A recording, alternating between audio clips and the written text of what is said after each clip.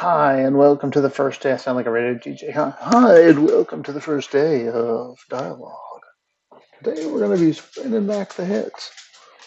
Do you guys know what a radio DJ is? They still have those now? No?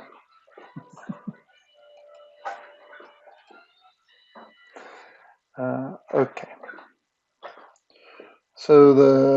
And you guys can see me? Everything's going okay? Yep. Okay. Sean, are you still around? Okay. Okay. So Zazzle's here, and we're going to start. So the first thing we're going to use Dana. And I'm not super thrilled with it because of reasons we mentioned before, but you're going to need to show her things,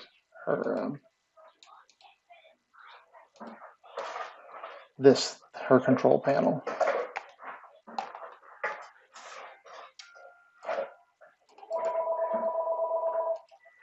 Hold on a second.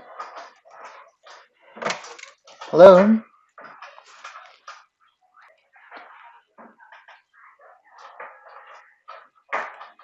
Okay. So we're going to need to open that up, but we don't need to see these other red things, these things here. So I created another layer. I'm just going to add those to that. So they're a pain in the neck. And so the first thing we want to deal with is this is her mouth, which opens up and down. And you can see here, if I move this down, it moves translate Y down, so we can also move her mouth up and down like that. Or we can find a spot, say like 0.6. It's probably a good wide open mouth thing. And then, or negative 0.6. So then you can just, whenever you want a key, you can go in and type in negative 0.6. And it'll open her mouth that much. This one also has weird smiley bits. It's like kind of all built into one. So it's gonna be a little harder to work with than the regular phonemes. What are phonemes, you say? I think phonemes are actually.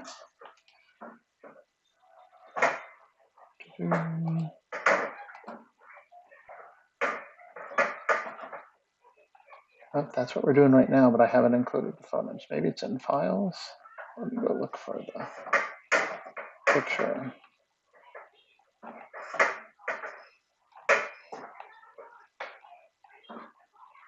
I know I've put it in. I put it in like about 9 or 10 times. All right.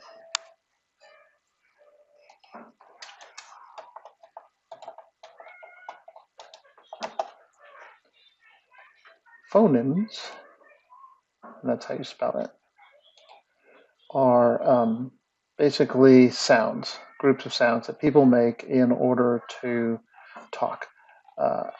E, U, R. But when you're animating, the mouth shapes that you want to go for are based on these. So let me find the good one. There's one good one. Mouth phonemes. Here, this one is the one I'm looking for. This is a pretty, or even this one. I'm gonna upload that to you guys.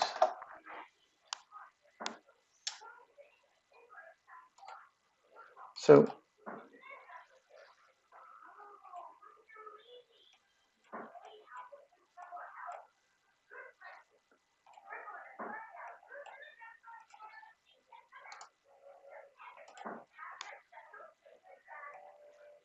bring this over here.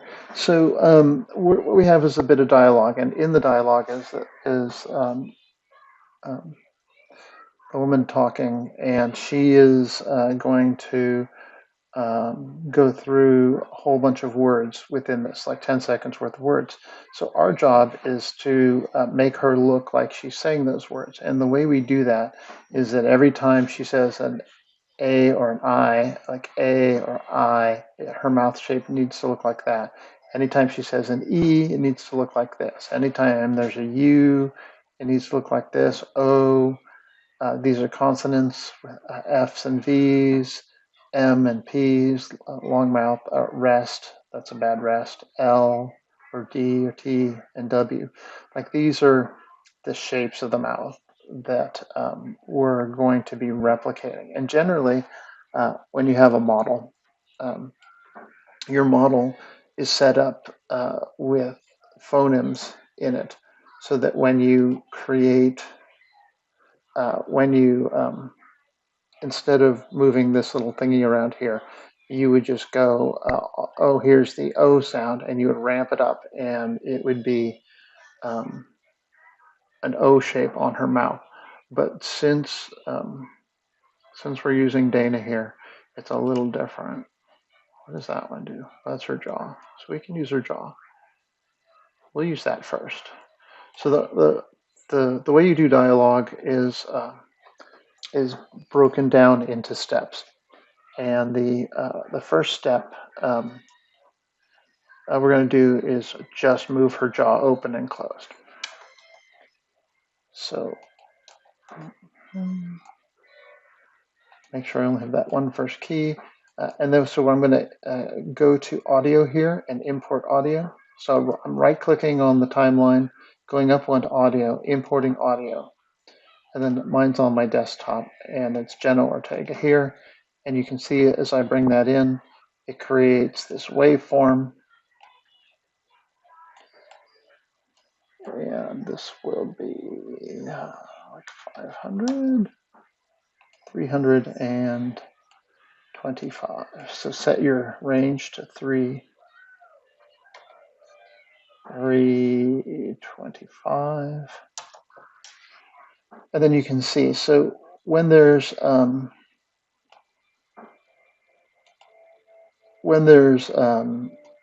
open space, when there's a waveform, right? So this is the waveform. When the waveform is up big like this, that means there's noise. And when it's small like this, that means there's no noise. So we're going to have to listen to this first bit because the crowd comes in. And then in here somewhere, she starts talking. So we're going to have to just listen to her in this first part. And then kind of work it because we're going to have to, we can't take away the crowd noise. So I'm going to set my first frame here because I think this is her talking here. And so I'm going to assume that I have this selected, the jawbone here, right? This O thing. I'm going to set my first frame on frame 65. And then I'm going to go to frame 67 and open her mouth. And then I'm going to go down here to 73 because I'm following the timelines and see it's a high point there and it comes down here, but it doesn't go all the way to nothing. So she might be saying an A or something. So I'm not even, I can't actually hear this play. If you guys, because I have my microphone set to talk on Discord, it doesn't really allow me to hear this and that at the same time. I can only hear one. But hopefully, as you guys scroll through this, you can hear her voices. Can you? Is that happening for you?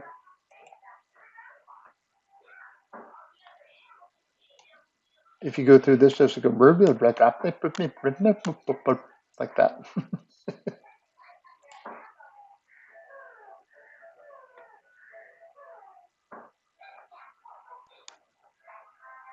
No? Yes? Guys?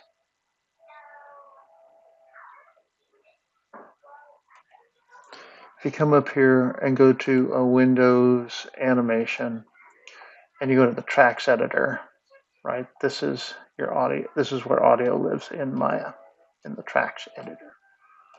So maybe they have a reduce volume thing. Modify frame rate.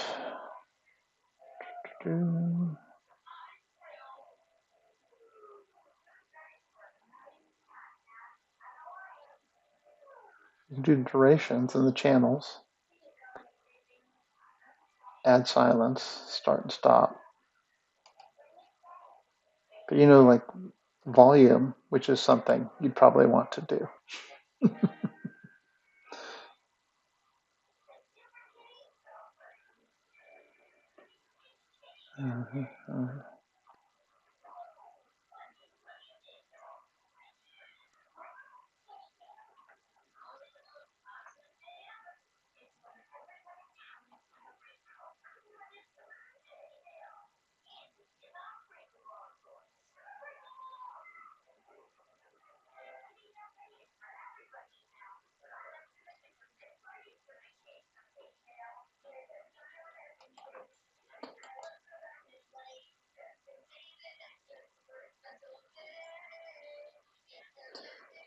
Yeah, I'm not seeing anything. All right, so that's the tracks editor. And you can actually open up the tracks editor if you want, animation tracks editor, and you can import audio to it. From here, you can import a new file.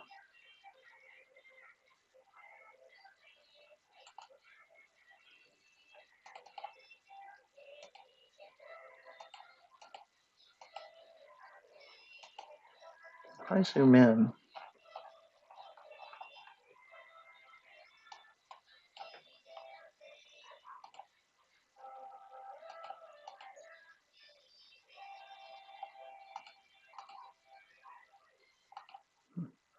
okay, anyways, so sorry that it's loud. Turn your volume down. You can turn me down. So let's do our first pass here. It's super easy. Um, it's really just going in and moving this open when it's a big thing, and then going to a point where it's quiet, where it narrows, and then as you get back to a big thing, open the mouth, and then you get back to a small point in the waveform, close the mouth, um, big thing, open the mouth, small thing. This is like a medium one where the mouth doesn't close, but it does go down, and then this comes back up again.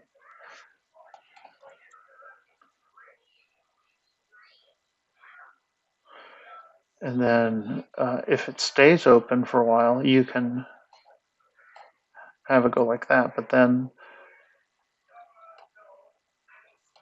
it needs to come down. So we're kind of matching. Picture her mouth. You know those when you have your stereo on, you get those little bops, the like the bars that come up like that says how big the volume is.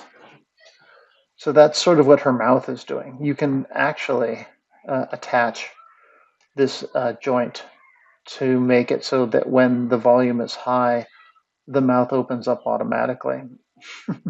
So that so you can rig this like that. So any audio you bring in will automatically be read like this, where her mouth will. This is called puppet mouth.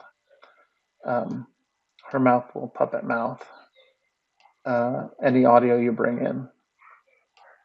It's kind of a fun thing, but sort of I feel like when you're doing lip syncing, you need more control than that, and you end up wasting a lot of time fixing mistakes. I mean, um,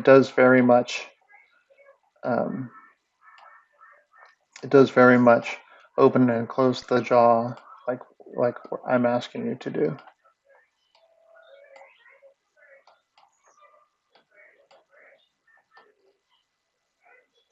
but it doesn't do it with any skill, so it looks messed up sometimes.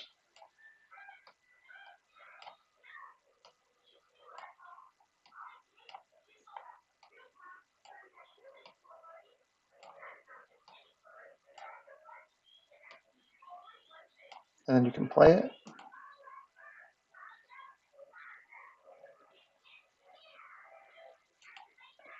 see if how it's going. And if there's a long pause like this where her mouth is shut for a while, I'll stamp a closed one at the other end, just because I don't want. Otherwise, it'll long. If I didn't have this one, it would long drift open till here, and I want it to stay shut here until we get here, and then it opens. Then it closes. And if you have like a little spike like this, where let me zoom in. If you have a little spike like this in your ramp, you could probably see how this kind of goes up and then down and up. It's best to just kind of not hit that because it'll end up looking funny.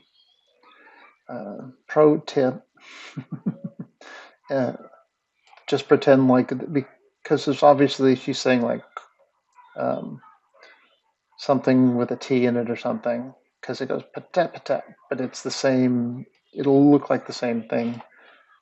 Um,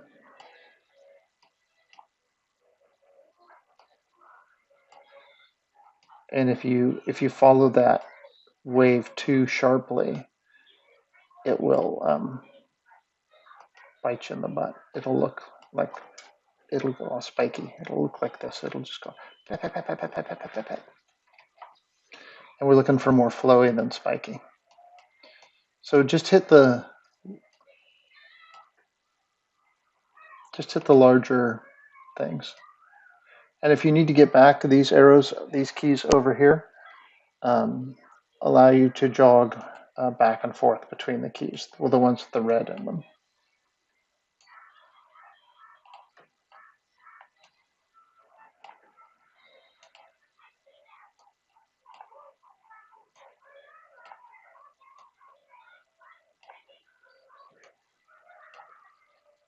This is our first pass too, so we'll have to go through this a couple more times doing stuff.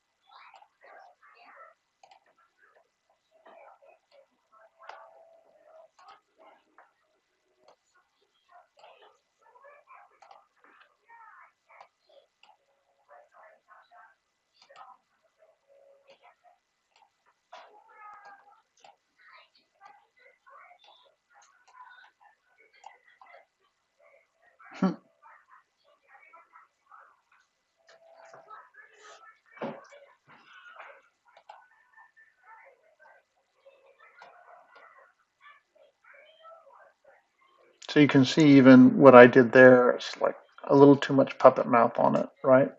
See how it vibrates? When you get too many keys close together. So that's like here.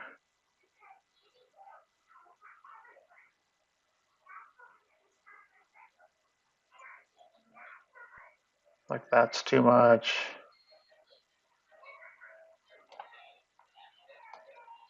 And you can always, if you can't see what's going on, you can always squish this and then work through it in a smaller way.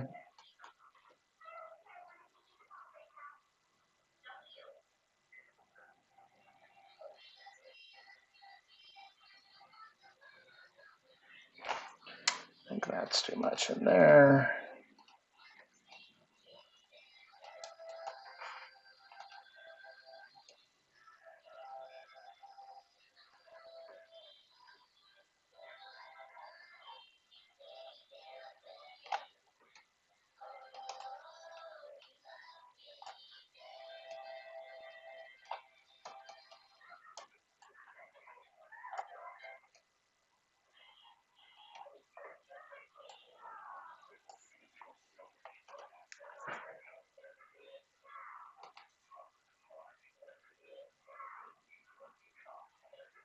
That feels much better.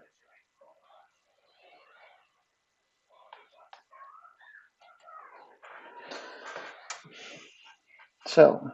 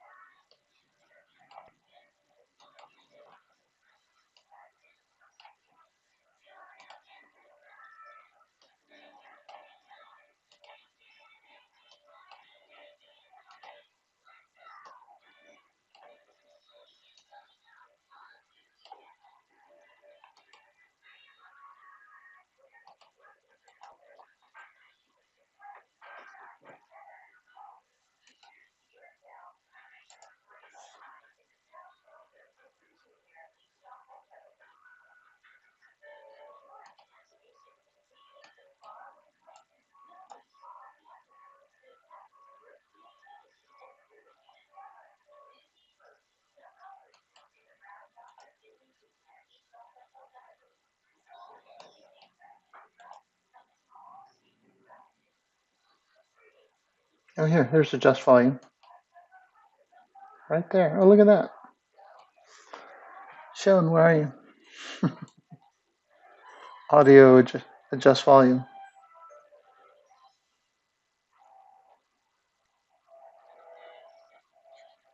Now you can make it not too loud. You can turn it down in max.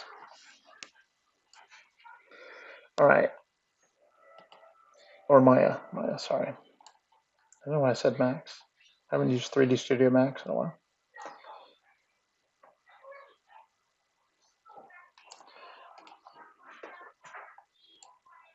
The audio volume. And you get this little, yeah.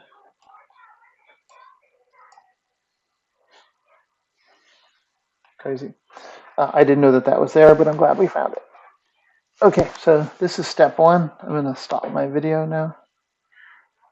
And we'll get to step two in a second.